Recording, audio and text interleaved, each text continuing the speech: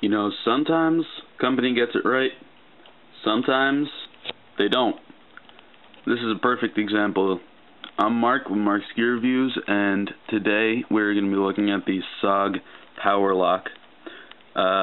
This is not the PowerLock 2.0 model, which has the piano locks and some other differences, which I forget right now, but nevertheless, I've heard that many of the issues are the same as the original SOG PowerLock. Alright, so let's take a look. This is a plier-based multi-tool, just like Tim Leatherman invented back in the, I want to say, late 70s, early 80s. They are one of the brands that make high-quality plier-based multi-tools.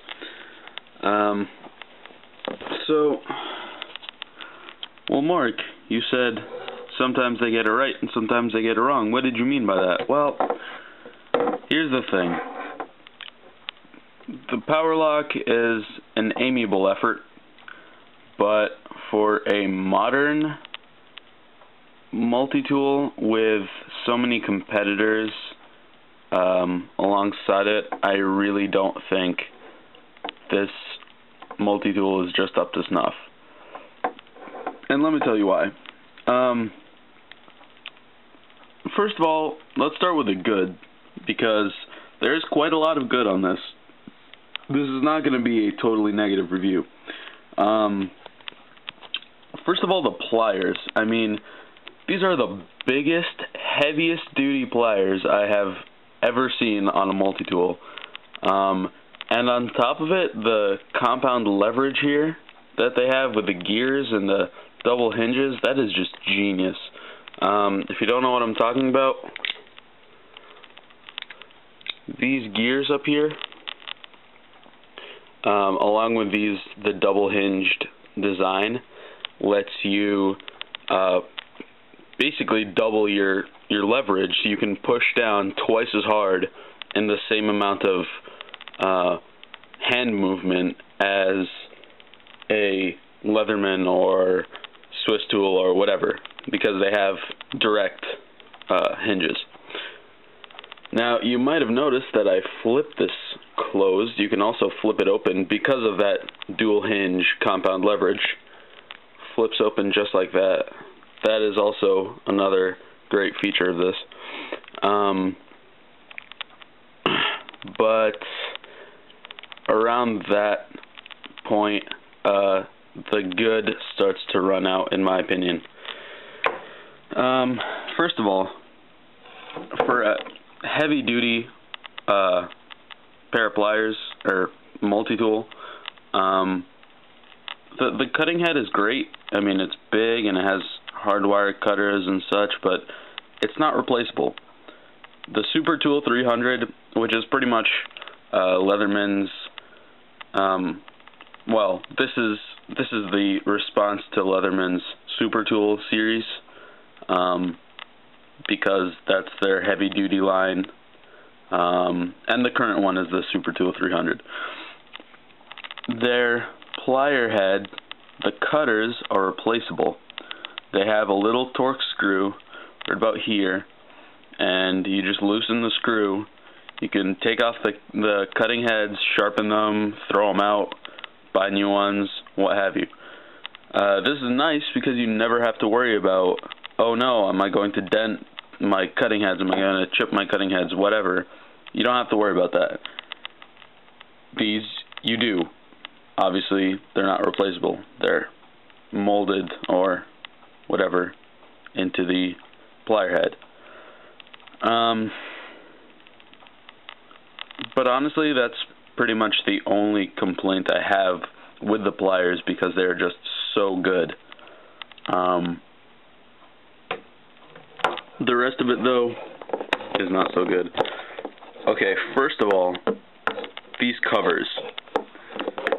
In order to, because the sides of the handles here are just straight bent steel.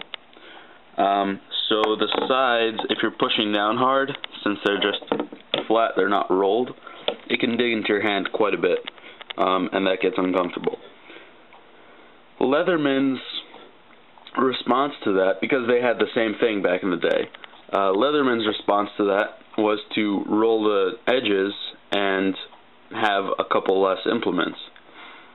SOG's response was to put these covers, and in my opinion, that was the bad response. To have to open and close these every time you want to get to an implement is just a hassle, number one. Number two, when they're folded closed, the tool doesn't even close all the way. Now look, here it is with the covers on. You can clearly see the gap over there.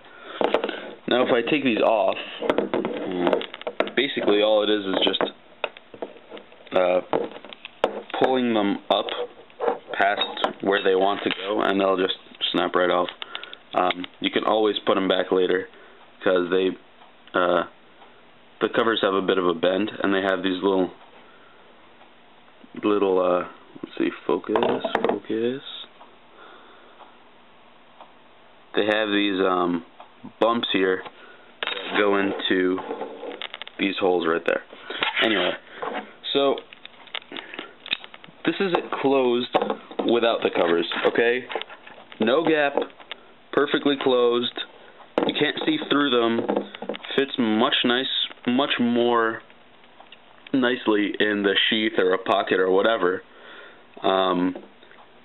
Yeah, I mean, why would you do that, SOG? Why would you purposefully make your tool not fit as well with the covers on? I mean, it's ridiculous. This especially comes into play when you have an implement out, which we'll get to my complaints about the implements later, but let's just pull out the knife right now. Okay? So here we have the knife. Alright? If we close it up without the covers, you can see, nice and flat.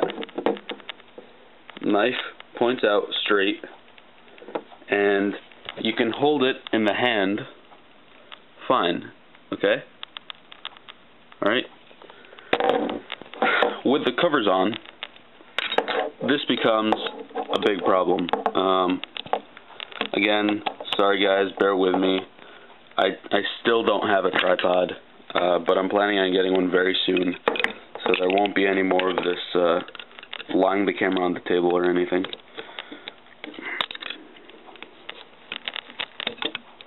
They can be a bit tricky to get back on the covers, but nah.